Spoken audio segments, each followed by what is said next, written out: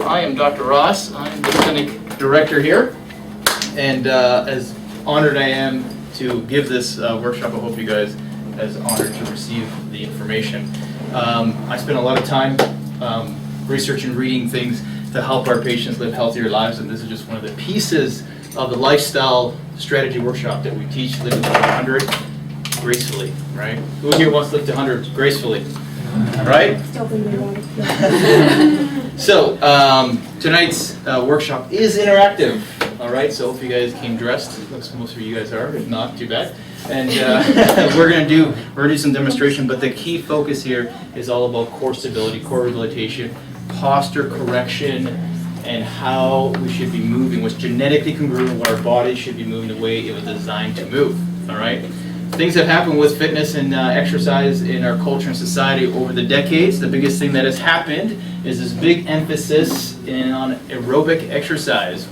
Because of what problem? Why did aerobic exercise become really big in mid-'80s and all the way up probably to the early 2000s? What big problem came to the eyes and the frontier of the American society? Heart issues. Heart issues, but even more correlated. Obesity, right. So obesity came into play and said, hey, 75% of Americans today have a BMI greater than 25, which means that you're overweight and obese. So you have to do aerobic exercise. Work out at 80% of your max heart rate for at least 30 minutes a day to reduce and burn fat and reduce weight. So that was a big kickstart on everyone starting to do aerobic exercise. We lost sight of core function part of the exercise. So with our culture, what most of us do in corporate America, what's our day-to-day lifestyle usually? What are we doing? We're sitting down. Absolutely. So we're losing core stability. We're sitting down. We're creating this forward head posture. And then we're saying, hey, you need to go exercise, do this aerobic exercise. So we say, hey, get on anything that moves, an elliptical, a bike, a treadmill. So we take our weak inside, our core, and we get on a treadmill and we start running like this, and we just, all our mechanics are all disrupted because our core is so weak, and it created bigger issues when they came to injuries. We're more prone to injuries, vascular degeneration, disc issues. And that's why people say, Doc, I exercise, I promise you. Why do I have these low back problems, these spinal issues? It's because no one's ever taught you what core stability is. And core stability should always be first before aerobic exercise. All right? How do you build a house? You always build the inside first, right? The structure, the frame has to be strong before you start putting on the layers, right? If the structure is weak or imbalanced or off balance, how strong is that house going to be? It doesn't matter how many layers of brick and mortar and drywall you put on that house, it's still going to be weak because that foundation is imbalanced. Make sense? So, the reemergence of core stability came into play in about 2000, the late 2000, about 2009, and into now, here we are in 2016. And what really have you seen pop up in terms of fitness? What type of facilities have popped up? Give me some examples. CrossFit. CrossFit. What else? Pilates. Pilates. Absolutely. What's another one that goes along with Pilates? Yoga. And what's that thing that people do with the bar? You guys heard of bar classes? There's different type of bar exercises, bar S, and there's different other forms that are all based on core and stability. Nothing to do with aerobic exercise. All right? And people say, wow, these workouts are making me stronger, maybe more endurance, feel better, because it's what we originally were meant to do. When we were in school, how many here had a fitness test that was based on how well you do a push-up, how well you do a squat, how well you can plank, right? Those are the tests of school-aged students to make sure that they were physically fit. And today we still do something similar. Now we added in how fast you can run a mile, if you can run a mile.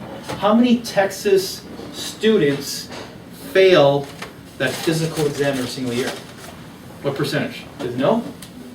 Over 30% of students in Texas fail the basic common physical exam on how to run a mile, do a push-up, if you can touch your toes with your fingers without bending your knees, all these basic functional tests. All right, so do you think we're doing great when we're telling and we're seeing transitions in how our lifestyle works, where we're taking away recesses for activity and gym classes for computer classes, right? you see that there's not only the physical need for exercise, but there's also a physiological need, which we'll talk about, and how neurologically it plays a role in how our body develops and how it stays healthy. So, you've heard and seen this model before about lifestyle. Being a human being on this planet is easy. You just got to master 3 things in your life. How you eat, how you move, and how you think. Right? You just heard this before, most of you. The balance in the middle, the nexus, is where potential lives. That's where wellness lives. That's where you thrive. You cannot be so good at moving well and eating well, but you have tons of stress in your life and you suck at managing stress. That's still not potential, right? Because you got to think of this as like a wheel that's turning. It has to be balanced for it to turn smoothly. So you have to put an equal amount of energy, time, and strategy in each of these. Last month, we did a whole lot of work on this one, right? Managing your stress, how to get the most out of your day, how you plan your day to manage stress. And today, we're going to really focus on the moving well portion. So, I love this slide because the CDC put out a great program this year. And when the CDC gets involved, you know it's pretty big, right? Like the CDC, the Center for Disease Control, these are the bosses of statistical healthcare information here in the U.S., based out of Atlanta, Georgia. And they said, hey, wait a minute, our culture has changed. A lot of people in the corporate world sit for long periods of time. What does that do to someone's body over a cohort, meaning over 25 years plus? And what they did is they studied cohorts, groups of people for 25 years, and say, wait, sitting all day long is probably not engineered for the human body. Because what they found out is that sitting actually shortens our lives. Not only that, but also decreases the quality of our life. All right? So what they said is that if you sit all day long, all right, 1 hour of sitting with no movement is equivalent to smoking 2 cigarettes. To how detrimental that is to your body. You multiply that by a day, by a week, by a month, by a year, and years, what do you think that does on your body, right? How many of you here have a job where you sit all day? I don't, but how many years have you done that for, right? So 75% of healthcare costs go towards treating chronic diseases. Chronic disease means that these are diseases that happen over time, generational diseases. Give me an example of a generational disease. Diabetes, what else? Heart disease, cancer, these are all chronic generational diseases, meaning that they're not going to be cured with a pill, a surgery. It's the only way that we're going to see change in numbers in chronic generational diseases, and we have to see a change in culture over generations. I mean, it's going to take time for these numbers of heart disease, cancer, obesity, diabetes, all these numbers are going to, the only way they can decrease, we know this by science and research, that we have to change lifestyle. And it's not like, hey, I'm going to start doing this tomorrow, I want to see the results next week. I'm just going to start doing this now, and I might see results in 2 to 3 years. And I might see results with my kids, right? And that's how we change numbers over generations. Prolonged sitting is the number one contributor to chronic disease, and they give a lot of examples on how sitting affects breathing, heart, lymphatic system, your immune system, concentration, cognitive function. 85% of the American workforce is paid to sit at a desk all day long. I'm sure you guys can all agree with that. And here are some of the percentages. 21% reduction to the threat of breast cancer. And what they're referencing, if you just get up once an hour for 5 minutes. If you get up every hour that you're sitting for 5 minutes, these are the results. 25% reduction in the threat of colon cancer, which colorectal cancer is the #1 cancer in America. Everyone thinks it's breast for females, prostate for males, but beyond that, the #1 the cancer that kills people in America is actually colorectal cancer. 27% reduction in stroke, 30% reduction in type 2 diabetes, and 50% reduction in hypertension. How many people here know someone, or you currently are taking a statin drug? A statin drug is cholesterol lowering drug or blood pressure lowering drug, right? Rampant. So what are your goals? When you're 90 years old, quality of life, do you want to be here? Or do you want to be here? All right, what is your goal? That is my grandmother, by the way. No. But yes, you want vitality. You want to have life. You just don't want to live. You want to have life, correct? How many people of you know where their quality of life has diminished over time because they can't dress themselves, cook for themselves, just daily activities of living, and they need assistance. The fastest growing type of real estate I tell people is assisted living communities because of this rampant lifestyle that we're living and what the results of it, what the results are. All right. So what are your goals? So why is movement and physical activity so important? One thing, when I talk to you about the physiological benefits, movement is required for our bodies for one simple thing. It circulates blood in our system, right? About 2,000 gallons of blood circulate through our bodies every single day. And you don't have to think about it. The only way that happens is if we move. If we don't move, that circulation decreases. So, what does blood carry?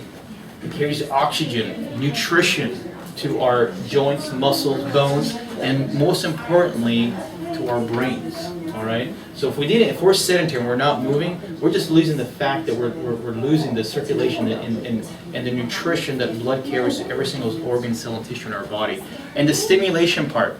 Stimulation is key because movement creates proprioceptive activity. Proprioception, if everyone remembers, proprioception is the sixth sense.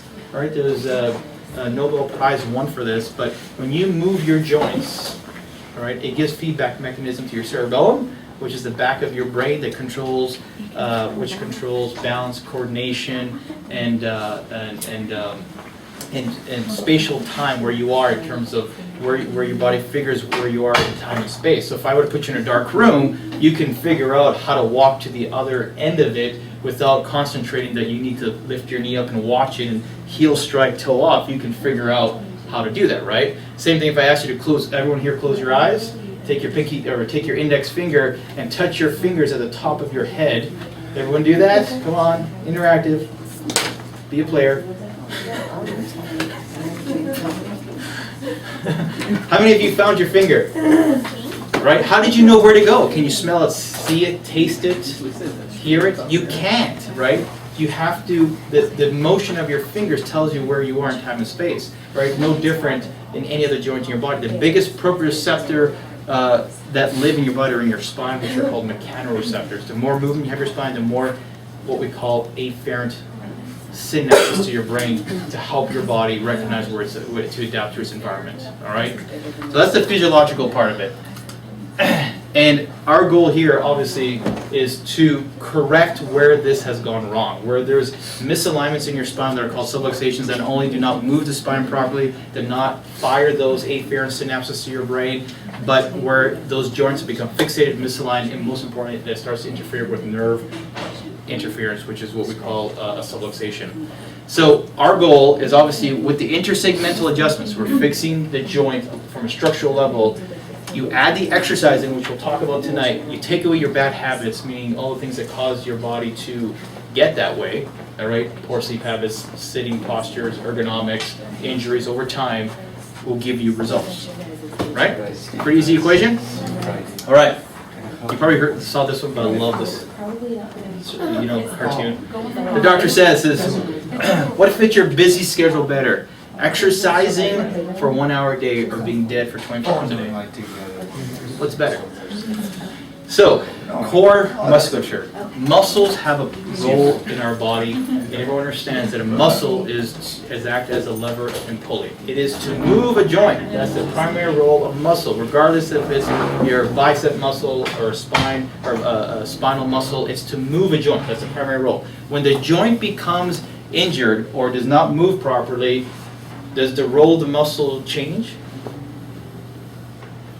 Yes, because it wants to protect any further injury. So the muscle does what? Tighten, spasms, hypertonic, because the body recognizes an instability, and the body says, hey, before you cause any more damage to the joint, I'm going to strap this thing so tight so you do not damage it anymore. It'll sacrifice a part to save the whole. And this is so true with your spine. We see this with people that have like degenerative discs in one area. And the reason is because the body will fuse that area in terms of movement. The muscles will get so tight. It says, hey, we know it causes irritation to the cord and to the spinal nerves, that we're going to tighten these muscles so you don't move it as well, and then it won't cause any more damage. Now, what do we take to override that programming in our brain that's so intelligent, what do we do instead? We take a anti-inflammatory and muscle relaxant. Hey, it's too tight, you can't move. Let's take the muscle relaxant. Let's do that. So you move the muscle. Hey, doc, you know, I took this muscle relaxant. It reduced the tightness and inflammation. I can move better, right? Did you fix the problem? No. Then what happens in about a few days, for some people, a few weeks? The problem recurs, cycles back, and it gets worse and worse. And say, doc, those muscle relaxants aren't working anymore. Don't worry. Oh, I see that, you know, it's got even progressively worse. So now we need to do what? Surgery, right? And we're talking, you know, a process of years. But that's usually the protocol. What happens? We're just treating the symptoms, not looking at the cause of what's going on. All right. And the other part is that it creates imbibition. Imbibition is the pumping action of the joint, especially in your spine. These discs in your spine are full of fluid. And when you move and walk or anything, it really creates this contraction, expansion, and that pumping not only keeps this disc healthy, full of 80% mostly fluid, but it creates the space for that nerve to breathe. So movement creates that up and down type of what's called imbibition of pumping. We talked about proprioception. MDS stands for Movement Deficiency Syndrome. It's actually a true diagnosis, all right, MDS. And what happens is creates disafferentation, which is the lack of information from lack of movement to your brain, to your cerebellum, to tell you what to do. When this happens, and your joints don't move properly, your nociceptors increase. Nociceptors are your pain receptors. All right, so when joints don't move, it's like a fire alarm to say, hey, something's wrong. There's a symptom, there's something wrong here structurally, and also can create a physiological reaction. And we only get tight muscles, nociceptors increase, meaning their pain receptors increase. So what do we add on top of the muscle relaxants and anti-inflammatories? Pain relievers, right? And that's usually, again, you hear this all the time. Pain relievers, muscle relaxants, anti-inflammatories, right? So when your joints don't move and you don't get the afferent synapses to your brain and cerebellum, it also creates what's called a sympathetic response. It's a stress response. And if you remember, your body has two modes, sympathetic, parasympathetic. Sympathetic is the fight or flight. Parasympathetic is the cool, calm, relaxing part of your body. What state do you want to live in? Parasympathetic. That's where things happen. All right, like reproduction, repair, immune system works there. Your digestive system works in this realm. Your digestive system cannot work in sympathetic mode. Your concentration can't work in this mode because you're fight or flight. Everything's a threat, right? So when you're in this stress response and you can't get into the parasympathetic, you know, when you have issues of lack of exercise, it increases that sympathetic response even more. So easy thing to do, people that sit in a chair staring at a computer screen or at work and you're in sympathetic mode, how hard is it for you to be productive, right? Or how easy it is to get irritated, right? So moving forward, here is the breakdown of that and why people say, Doc, I'm too tired to exercise. Well, because when you are in hypersympathetic mode, which is called sympathetic otonia, right? That is the condition or where you are physically, your digestive system doesn't work, right? It downregulates your digestive system. You have incomplete digestion because the pH level of your gut is off, all right? So it doesn't break down the food regularly, and dysbiosis means that you have an imbalance of gut biome, or your what we call the healthy bacteria in your gut. You can't break down food, so your food that you eat actually becomes toxic to you because it rots in your gut, and you have poor absorption, obviously, because it's not breaking down. You don't get the nutrition satisfaction from food anymore, and obviously food is your fuel. You get tired. You have lack of exercise, right? I don't have enough energy to exercise. People fall into this trap all the time. So how do we get over it? Is you have to have the problem and the solution, right? So when we say you have a subluxation in your spine, our solution is the adjustment. Sedentary lifestyle, we need to know what the activities need to be. And if you have no exercise, obviously the solution is let's get some movement going on.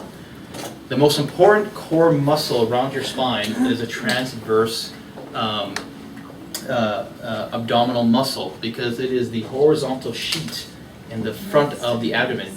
When you look at the way our bodies are built, we have ribs that protect our torso, 12 sets of them, but between the ribs and the pelvis, what's there?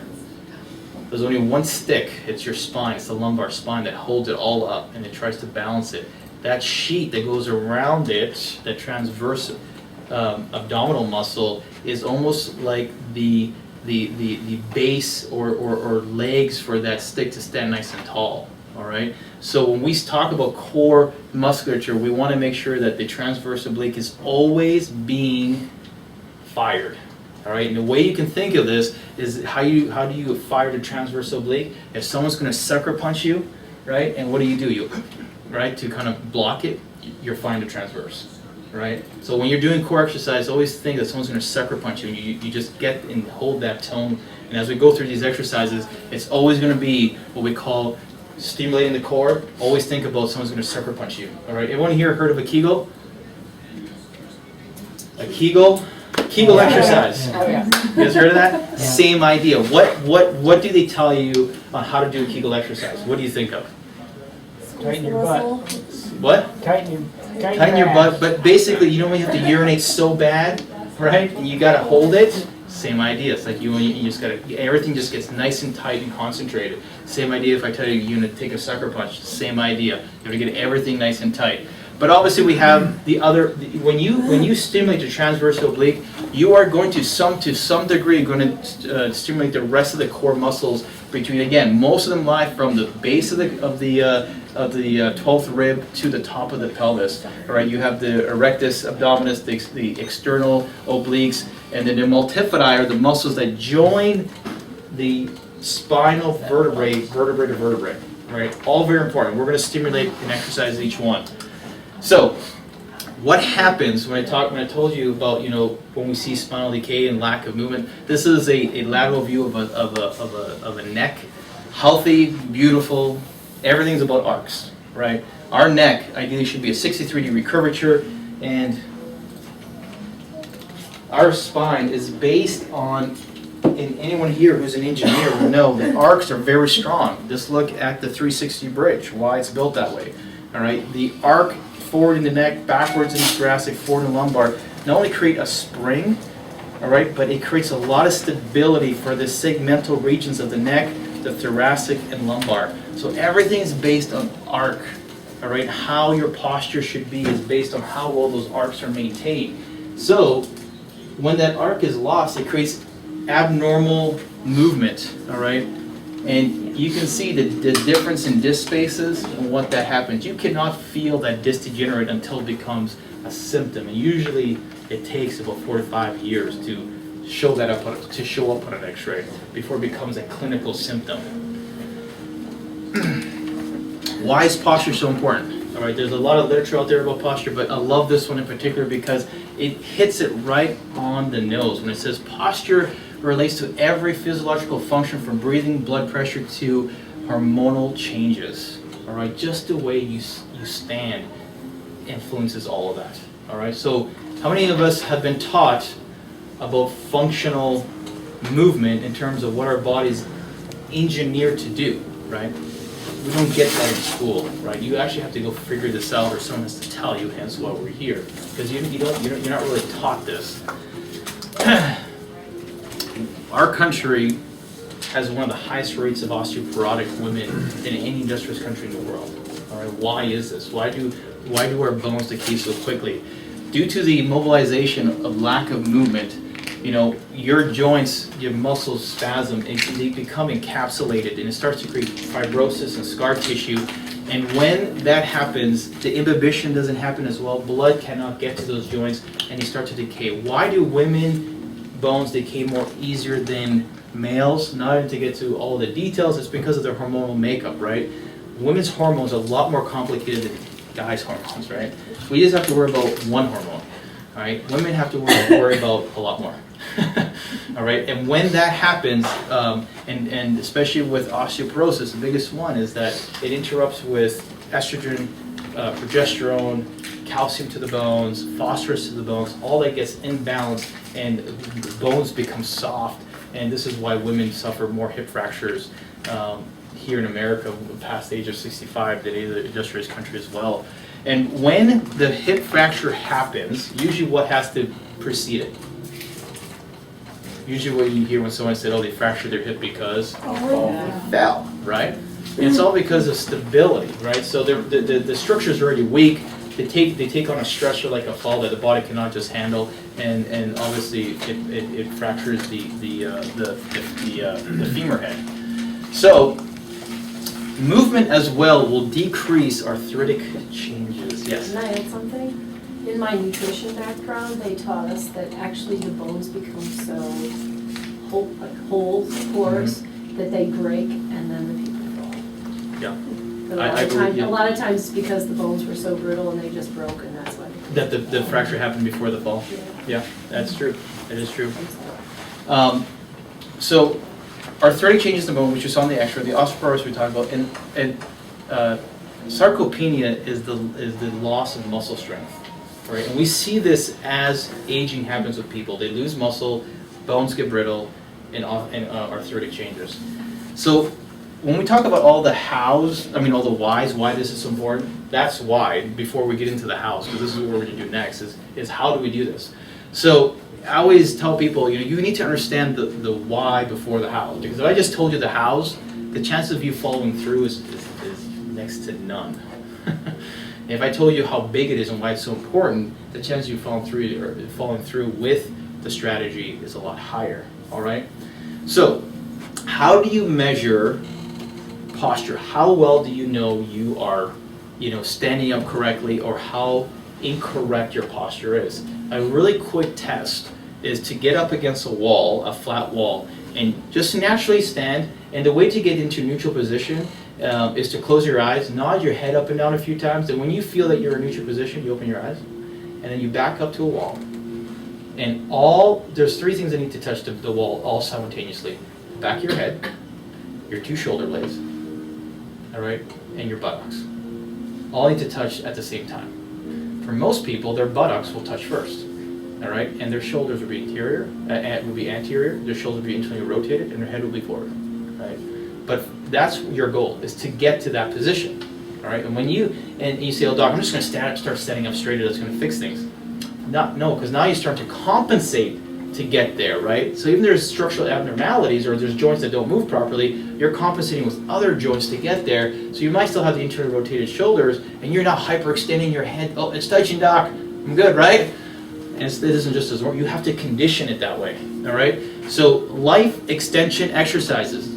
I always say life is short. We need to extend it. You need to focus on extension exercises. Everyone has overbuilt, for most part. If you would cut your body sagittally, the flexor muscles are in front, extension muscles in the back. Our flexor muscles are, for most people that sit, are overbuilt and they're shortened. All right, extensor muscles are mostly weaker on people, so we have to focus a lot on extension type of exercises. The biggest one is just spinal hygiene and what is proper movement.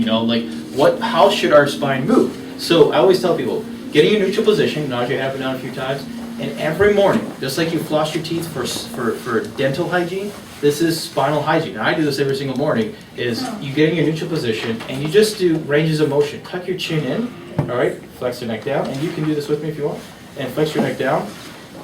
Hold it for about, 20 to 30 seconds, and for sake of time, we're not going to do that. And then you're going to come back to neutral, go up, back, and extension, another 20, 30 seconds, neutral again. Nose as far right as you can over your shoulder. And then to the left. All right, and you should no pain with this. This should be easy. And then lateral flexion. Don't move your shoulders, but right ear to right shoulder. You should feel a good stretch on the left side. Left ear to left shoulder, good stretch on the right side. And you're going to hold these for every 20 to 30 seconds. You've engaged the muscles, you've activated the muscles, and you have now created afferent synapses to your brain. All right? So you just let the weight of your head. Right. There's no forcing with your head or anything. It's just natural movement. All right? And then the thoracic and lumbar spine. All right? Again, neutral position. And again, they test this with school-age children. Is can you touch your toes with your hands without bending your knees. Flexibility, right? So you just stand shoulder width apart, slightly outward angle of your toes, all right? And you just want to touch as far back and hold that. And come back up 20, 30 seconds, all right? How many of you confidently can say you can touch and bend your ground or your toes without bending your knees? That's a good test of how well your muscles work in terms of flexibility. The other one is extension. Hands behind your back. And the way you want to do this is put your back of your hands together like this, all right? And then at a neutral position, it's not this, but really with your lumbar spine, you really want to arch as back as you can and hold that. And this should feel good to you, all right? And back to neutral. And then you're going to do the rotation. Hands in front of you, you're going to rotate to the right as much as you can, and then to the left. All right? And you should be able to get to that 90 degree, all right? And this should be all very comfortable, no pain, very easy, and loose muscles. Every single morning, you have the handout of this. You're not going to have every single slide I have, but all the instructional stuff you have handouts of. All right? So were you just talking about the spinal hygiene or the basics? Probably I probably have which one, the spine. Yeah, spinal hygiene first and then the basics. So were the basics the ones, is that what you meant, like every morning go through? Oh yeah. No. We haven't gone to this yet. Oh, okay. This is we're on the spinal hygiene. Yeah. This is just range of motion. All right. The important thing during this whole exercise, even the range of motion of spinal hygiene, is to make sure that your gut is tight. Like someone's again separate punching you, you want to keep it tight. Can I make a suggestion? Mm-hmm. Saying the word ha Helps. also engages. Like someone just actually punched you. Yes. And hold it and just to feel that. Yeah, and you should feel it. It should be nice and tight. All right. And then breathing is the other part. All right. A lot of us have shallow breathing, and we need to oxygenate the blood and to let it circulate faster and better, more efficiently. Deep diaphragmatic breathing. It also puts you in a parasympathetic response, like, you know, that just calms your body down automatically. All right. Okay. Let's move on to, again, this is all going to work in progression. That's the easy, basic stuff. Everyone should be able to do that. The basic exercises now, which you should do once an hour. If you're a sitting person, this is ideal. Is you want to do this once an hour. Again, is getting your neutral position again. Everything starts at a neutral position. All right, and this helps build muscle strength. And you can do this with no weight, but if you get really advanced, you can do this with weight. Is to start to activate certain muscle groups, especially people that don't have a forward head posture. So again, you get in your neutral position, and the first position you want to start in is thumbs back. Start in the Y position. All right, and you want to keep these shoulders down. You don't want to activate. If you feel you're activating those shoulders too much, you know you're just, that's how tight your muscles are. That you really want someone just to start tapping your shoulders, you automatically will drop them. But ideally, you want to get in that Y, turn those thumbs back as much as you can, keep in that neutral position. Take about 2 to 3 deep breaths while you do this, all right? And then you're going to switch to the W, all right? And you want to keep the plane of your hands at shoulder, not in front. You want to feel the flexors stretch, extensors activate, all right? Another 2 to 3 deep breaths. And then you want to go to the T, all right? Really easy. And you should get fatigued after a while. And then the last one you want to get to is the L, right? And these are all in your notes. 2 to 3 deep breaths. Do this every hour if you're a sitting person. I promise you you'll have more energy by the end of the day, all right? Okay. Any questions on those 2 segments? Because we're going to get into a little more difficult stuff. Easy? All right. So, the prone position. So a lot of you, what I just showed you with the Y, the W, the T, and the L, easy because you're standing. All right. But imagine if you did this laying down. All right. You can get on your stomach and start doing some isometric work. And ideally if you do this on a bench, you can do it. But when you're, and for the purposes, we're not going to demonstrate this, but if you're laying on your stomach, head in neutral position, sometimes some of you have to like tuck that chin back and lay on a bench facing down, and you really try to keep that head up so these muscles are being activated and you start in the same position. It's going to be harder to maintain that position when you're prone because gravity is working against you. They want to fall in front of you, but I'm telling you, when you got those hands up, you're activating all these muscles, and for some of you who have that posture like this is what's going to rebuild it, all right? Because it's isometric. You're contracting the muscle, activating and holding it there, and you're creating muscle memory and joint memory at the same time. So same idea when you're prone. You're going to go from the Y, the W, thumbs back all the time, to the T, and then to the L, okay? What about laying on a mat? It's hard to do on a mat because to check yourself, because if you're going to fall forward, you can rest your weight on the mat and you're going to defeat the purpose of the exercise. When you're on a bench, even if you're falling forward, you still have resistance. Where if you're on a mat and your hands come in front of your shoulders, the weight, the resistance is gone. All right? All right. This was, everyone says, what is Virtual Man? This is all based on an exercise that was long ago based on some of the paintings of Leonardo da Vinci.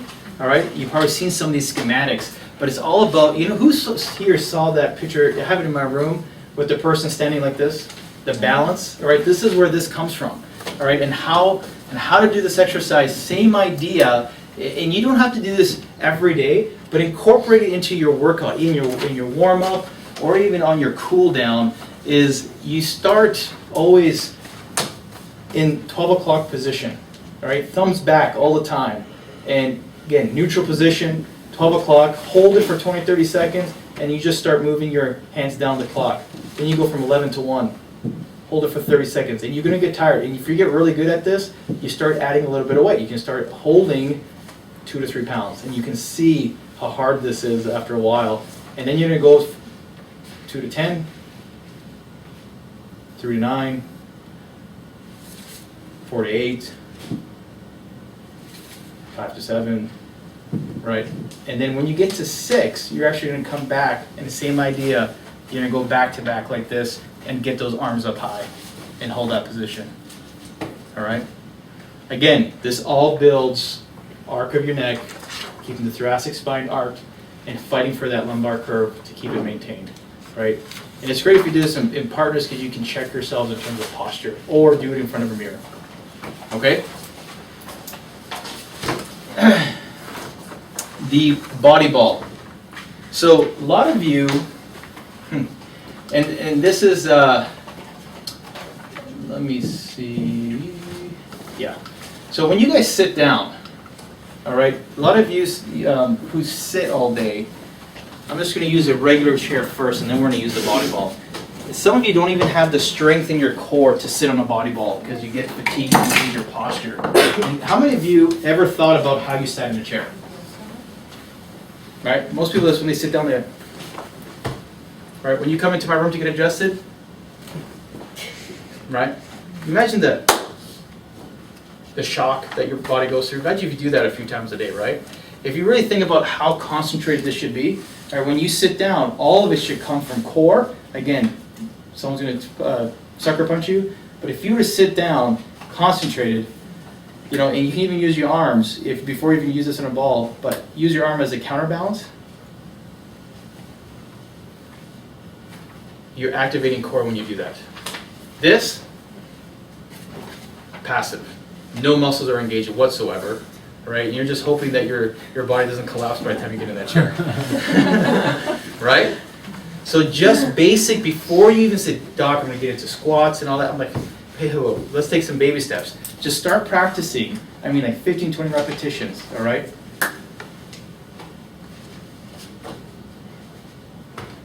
Right, and you start building that core, I promise you.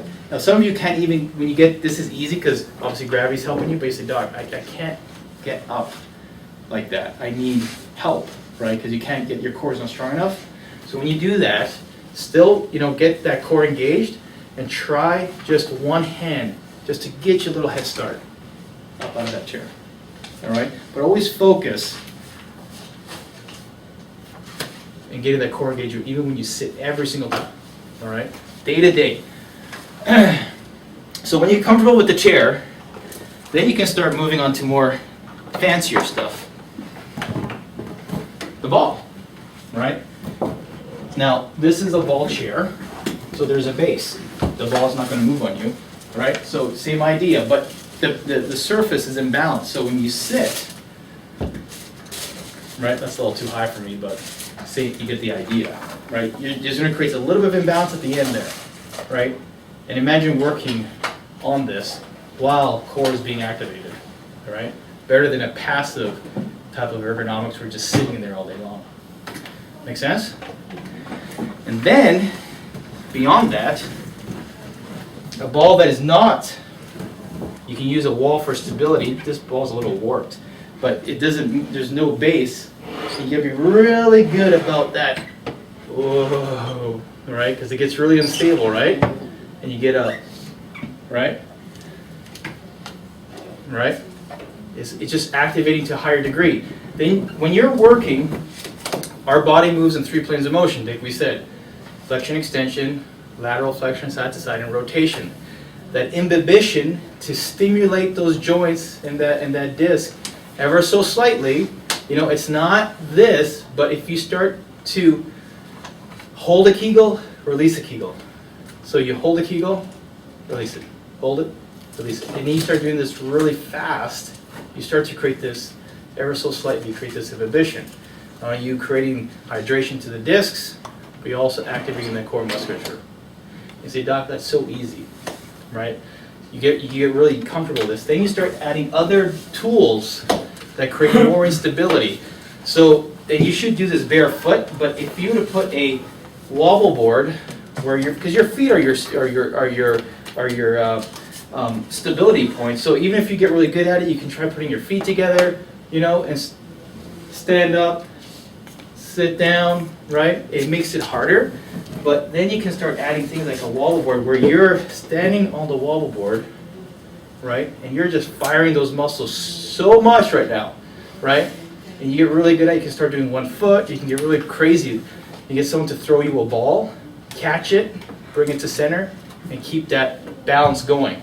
That core is firing so hard at that point. That what builds core stability when you start engaging more and more. We have a patient that stands on a ball, all right, and it's freestanding, and he can dip and come back up, and that's how good he's worked at it, right? And a lot of these athletes, to prevent injury, a lot of their trainers get them to get their core built up, because if the core is strong, not only does it reduce injury, but it allows them to build in other areas in terms of the outer layers of muscle, and if they're very sport oriented, if it's football or basketball, whatever ID or specific training you want to do. Can you stand up from the wobble board off the ball? No. I probably. Oh, can I? Yeah. Oh, I thought. I want to see you do it. You can. Now, We'll try it after the camera's turned off, all right?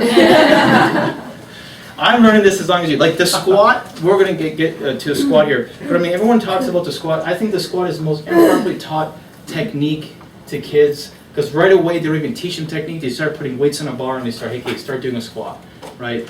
Even with the basic push-up, how we incorrectly do a push-up, which every child who is any type of fitness person that's teaching a child should know how to do a proper push-up.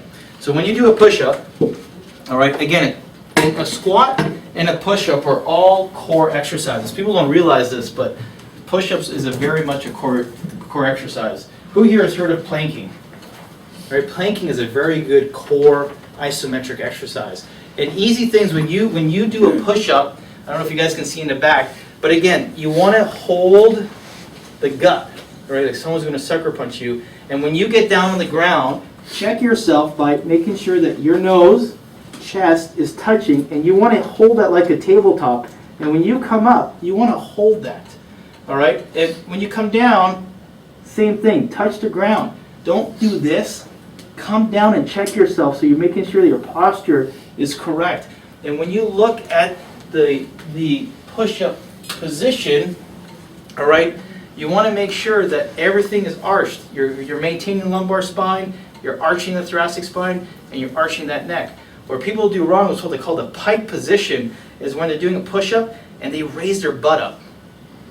And now you've lost the integrity of the core at that point. All right? Or the opposite is when people do a push-up and they tuck their chin, or they tuck their pelvis down. All right? And you're not activating the right sequence of core muscles at that time either. So what that looks like, and you've probably seen people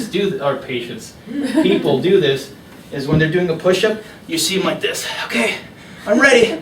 Oh yeah, that's great, right? Or they do this, right? They got that pelvis down. But if you go down to the ground, then you check yourself, you keep that tabletop. All right, you go down and you keep that tabletop. Same with planking, you can do the same thing, is start, and yoga does as well, it's called the Sphinx Position, and your goal to keep that tabletop, head up, curving the neck for a minute. And you want to keep that core, that transverse abdominis tight. And your goal is to get up to 60 seconds. All right? And that'll help you build your push-up on how well you can do that push-up. Can you do that on a wobble board? You can. You can put your hands on a Bosu. No, can you? I can do a push-up on a board. You can do a plank. Sometimes I do a plank like on a small ball, a green ball, so you activate your abs more.